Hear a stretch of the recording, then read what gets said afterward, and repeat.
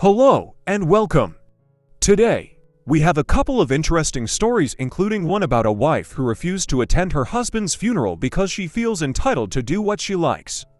Sit back, relax, and enjoy. Dad, 48 meters, accused my 25F boyfriend, 25 meters, of being a pedophile because we used to date in high school. How do I handle this? Kinda hard to say how long we've been dating because we dated back in high school like the title said.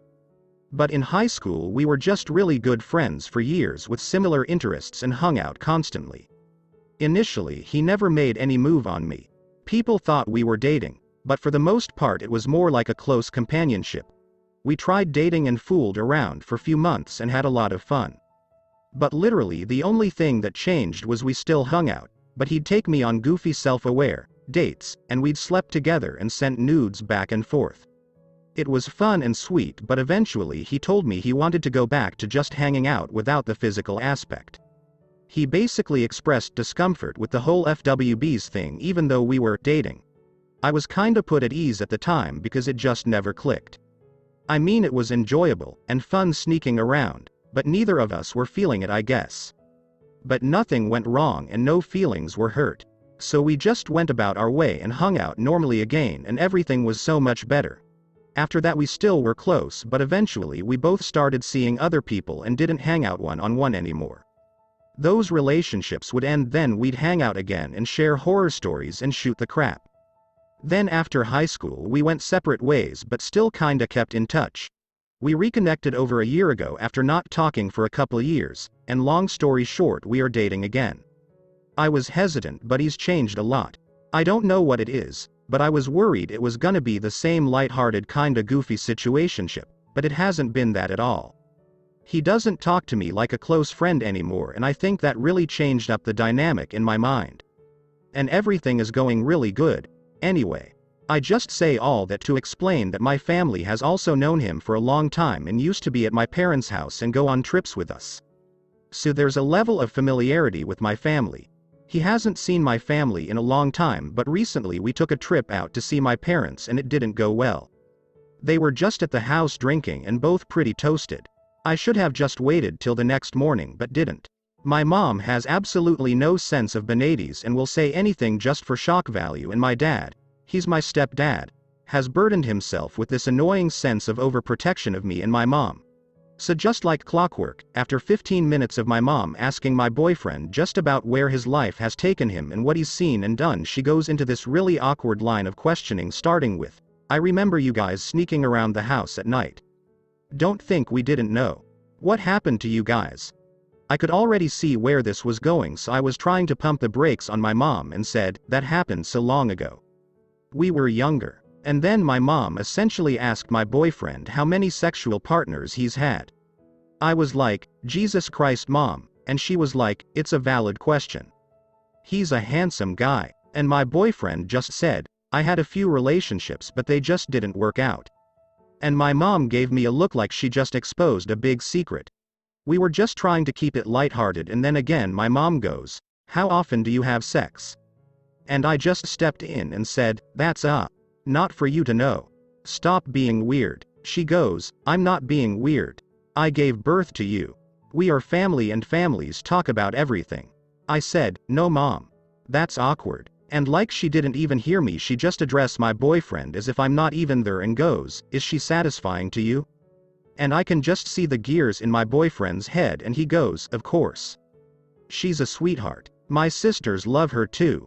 But she asks again, but more emphasis on like, "Do you enjoy her in the bedroom, and if not she could talk to me about it." And my boyfriend went on this whole like, "So glad you asked" response and explained how I steal blankets at night and he gets cold and says like, "If you could address that, that'd be great." It was funny. After that I think my mom kinda got the message that this line of questioning was gonna go nowhere. My stepdad was watching a game with his friend and wasn't really interested in hanging out and talking. And things kinda leveled off when my mom started getting tired. So the night was coming to an end and we were saying goodbye and ended up just talking by the door for an extra 20 minutes while my stepdad played catch up with the catch up. And he ends it off with something like, "You know she wasn't even 18 when you guys were messing around." To which I said, neither was he. But then I just got ran over by my stepdad, following up with, if I ever catch you fooling around in my house, shots will be fired. My eyes can't physically roll any farther into the back of my head, and I can tell my boyfriend is about to say something sarcastic. But then my stepdad's friend steps in and just adds to the discomfort, gestures to me and goes, and just so you know, I've watched this family grow up, and if you hurt her, I'll hunt you down and personally rip your head off and crap down your neck and drop you in the woods. And my boyfriend just goes, sounds like a plan. Should we exchange business cards from the get-go? Expedite things along maybe. Just messing back with the guy. Then as like a final jab my dad goes, well, it was good meeting you, even though I think you're a bit of a pedophile. And there's this even more awkward silence, and my boyfriend just says, hey, good to see all you guys again too. And we just left after that. I spent the remainder of the car ride home just profusely apologizing to my boyfriend. He's just being quiet, and I can tell he's thinking and in his head. And he goes, that whole night was a cartoon. And I feel so terrible, and I'm just saying I'm sorry, and he's telling me, you don't have to say sorry for anything, you were right in the middle of it with me. I mean, hella awkward, but not your fault. Then he goes, so, when were you gonna tell me? And I'm like, tell you what? And he goes, that I'm way too old for you. Here you were, still 17, and here I am, 25 and a pedophile. LMAO, I still feel bad, and I said I'm gonna tell my stepdad he needs to apologize, but my boyfriend says there isn't a point because they were drunk and trying to be funny and he doesn't care. But it's just like disrespectful to me, and it bothers me. There are so many boundaries that get violated, I don't even know where to begin. I can tell he hates going to see my family, but he does it anyway. What do I do? Just let it slide? The top replies, your parents are both incredibly embarrassing and wildly inappropriate. They trampled all over you and your boundaries, and being drunk is no excuse. Your boyfriend's right, the whole night was a cartoon. Not your fault. And since their behavior offended you and your EQ boyfriend, that means just because he's fine letting it go doesn't mean you have to be. You're well within your rights to demand an apology, although I wouldn't be surprised if they're too immature to admit they crossed a line. Second reply. The boundary stomping was wildly inappropriate. I'm not sure if your mom was trying to be a cool mom or something, but it was really uncomfortable to even read. Almost like she was trying to insert herself in between you two in a sexual way. It really set the tone for a lot more uncomfortable, awkward reactions from everyone else, and I kind of wonder what mom and stepdad talk about behind closed doors. Okay. In all honesty, I don't want to know, because I'm sure it's even more wildly inappropriate. Third reply. TBH, this would be enough for me to go no contact until they get it together. This is a serious breach of trust/respect, and they obviously don't see you as an adult. Your mom's comments were actually really disgusting. I would never ever want to know about the intimate details of my child's sex life, and it's almost like she was hitting on your boyfriend in a perverted roundabout way. Second story. Am I the idiot for letting my son operate the self-checkout? I took my son with me to the grocery store today. He is 7. I am a big believer in learning by doing. I like to give my son as interactive a role in things as possible, and if he wants to do something himself, I always at least let him try unless it's unsafe. When we got to the self-checkout, he confidently told me he could do it by himself, so I let him. There are about 10 self-checkouts and one line for all the machines, so people don't line up behind individual machines. He was a lot slower than I would have been, but he managed to do it all with my supervision, even the produce. As we started to wheel away, a woman walked up and slammed her grocery basket on the counter. She said, "Thanks for doing that as slow as possible, idiot." I thought that was incredibly rude and uncalled for. Some people are slower than others. It is what it is. There were several other machines being used and freed up, so we can't have made that big an impact on her wait time. The top replies. Based on original poster's response that the store and line were quite busy, everyone is the idiot. You should have let your son help with a few items, not all of them, or taken him at a less busy time so you're not inconveniencing others. Was there a long line waiting for the self-checkout machines? Learning by doing is great, but there's always a time and place for things. The second reply. Everyone sucks here. The woman definitely sounded like a jerk, but come on. Having a 7-year-old learn the checkout when there's a line to use the checkout sounds like a jerk move that inconveniences everyone. If there are that many machines and someone was still waiting for your particular machine, it means that this place was too busy to choose that moment as a learning opportunity. Everyone is the a-hole. Definitely even more everyone is the idiot based on ops comments and timestamps of them. She starts by saying it was fairly busy on a Sunday, and 5 minutes later, as more ESH/YTA comments start to roll in, she starts minimizing it with saying it was just average lines. It definitely sounds like it was busy and she picked a poor time to teach this lesson. The third reply: everyone sucks here. Her response was over the top, but you were very inconsiderate of other people's time. You have no idea what's going on in their lives or how quickly they need to get in and out of the store. I'd be seriously irritated if I had to wait due to this. It's great you're teaching your son, but the world is a rough place right now. It's kind to avoid inconveniencing others when possible. Third story. 28 meters, 27 meters, 30F. My best friend confessed feelings to my GF. She wants to cut him out of our life. I said our life and not mine because she says she cannot control me, but she never wants to be around him anymore. So if she and I are together, she doesn't want to see him. She also says I should really think how good of a friend he is if he is confessing feelings and saying I love you to his best friend's GF and future wife. I, 28 meters, have been dating my GF, 30F, for 2 years now, and honestly it's the best relationship of my life. We have discussed engagement and marriage and have also met each other's families. My best friend, on the other hand, is someone I have known for almost 8 years and even lived with him for 4 years. In fact, that's how I met him, as roommates. Till 2 days ago I never would have suspected that he saw my GF in any other way than his best friend's GF and would-be life partner. But yesterday night my GF came home from office and said we need to talk and told me what had transpired. My GF and my best friend's office buildings are in the same tech park, so they occasionally see each other, and that's why when my best friend joined her when she was having tea, it didn't surprise her. But what he said surprised her though. He told her that he was harboring a crush on her since I introduced them, and he could no longer keep it to himself since we were discussing getting engaged. He said he owed it to himself to tell her. My GF told him to *K off and walked away.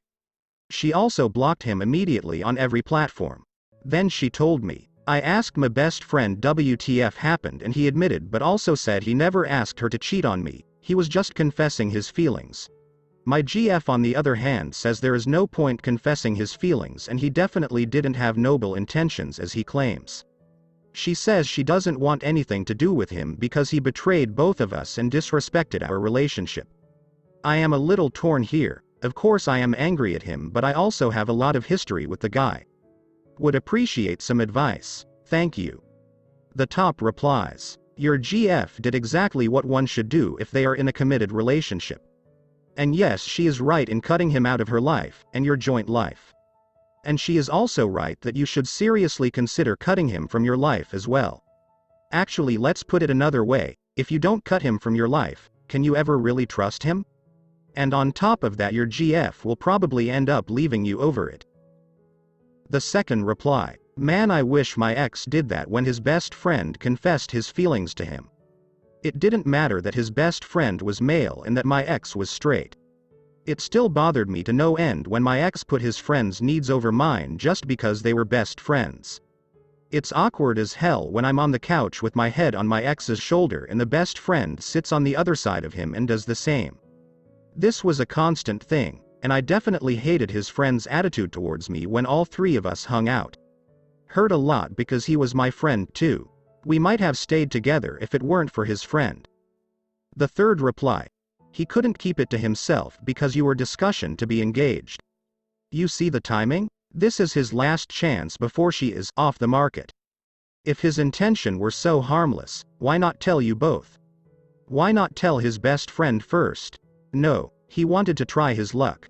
That you really are so naive to still want to be buddy-buddy with the guy who desires your woman, who wanted to put a wedge between you by confessing his love in the last moment before you get engaged. Why confess your feelings to someone who is clearly taken? It just put a shadow on every interaction you had. You only do it if you have nothing to lose, are stupid, evil, or jealous of the luck other people. Ask yourself, if the roles were switched and he had a GF he wants to marry and you fall for her, how would you react? There are also stories here or on Borrow in which the best friend confessed the feelings to the taken partner, and I can't remember one that had a noble motive. Original poster replies, "Thank you guys. I accept I was being a tool in how I responded to the situation. He was my best friend, but in this case he behaved like a stranger who had absolutely no concern or respect for my relationship. It will be hurtful to let the friendship go, but I know this is what needs to happen. As for my GF, I will apologize to her for being a tool and maybe take her for a weekend pampering session. She is the best." Original poster gives update. "It's done. My best friend is out of my life. I had a conversation with him where he said he would never have asked her to cheat on me, but he just wanted to get it out of his system. Apparently he has been nursing a crush on her since we started dating, and that's why he has not even tried to date anyone else. I told him that he couldn't control his feelings, but he should have controlled his actions and kept it to himself. Then I blocked him. My GF, on the other hand, is really weirded out by his confession. Anyways, that is my update.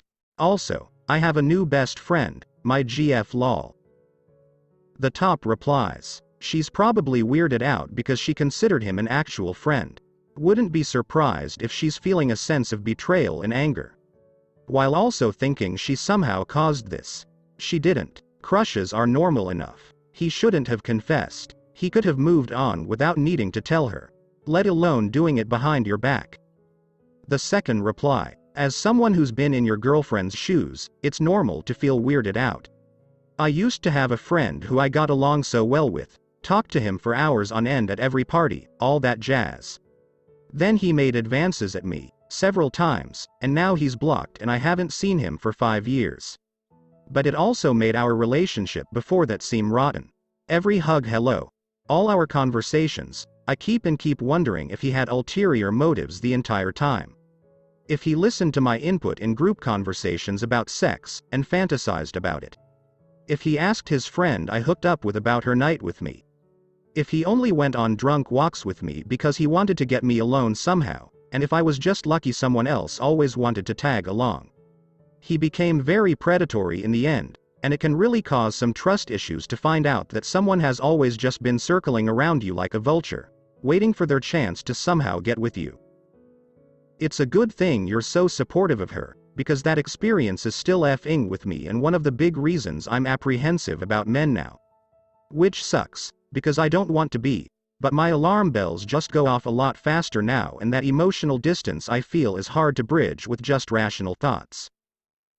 Fourth story. "Am I the idiot for not going to my husband's funeral to support my children? My late husband and I have 4 adult children.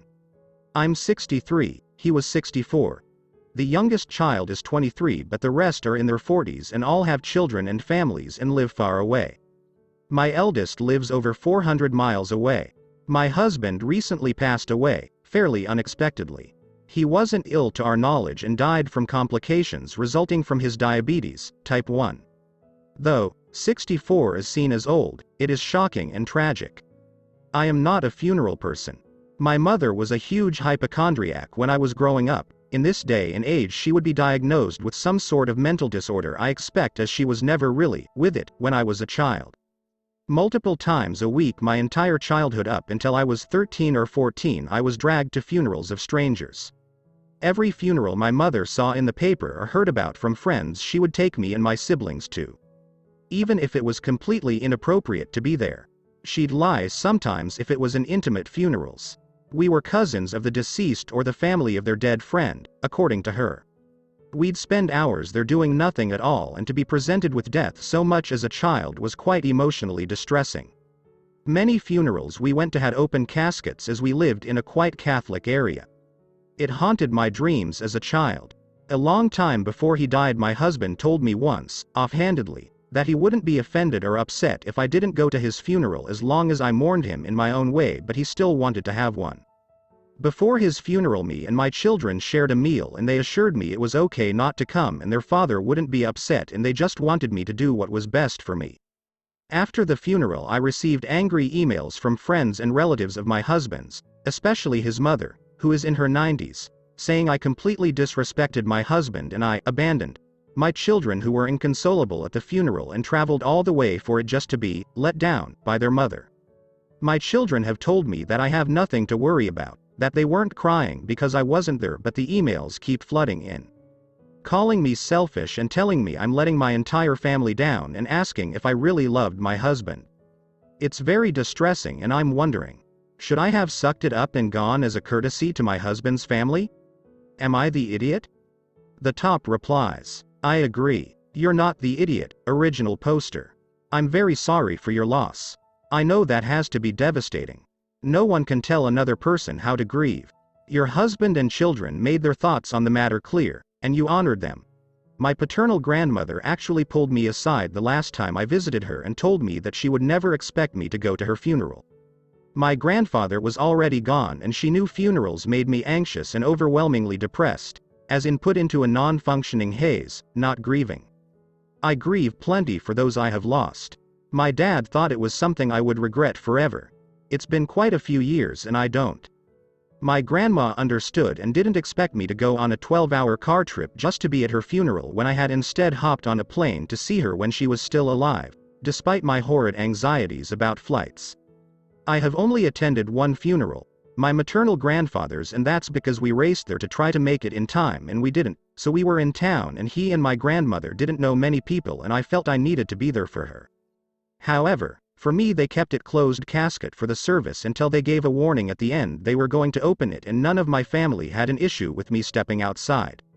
When I think of my grandparents, they are alive and smiling at me. My mind can't intrusively place them in a casket in my head because I didn't see it. It would try, believe me. Quite honestly, I view my grandmother giving me that permission as the most true example of the love and understanding she could display for me. I miss her like hell and I will always appreciate that she understood the difficulty I would have and sought to preemptively make it easier on me.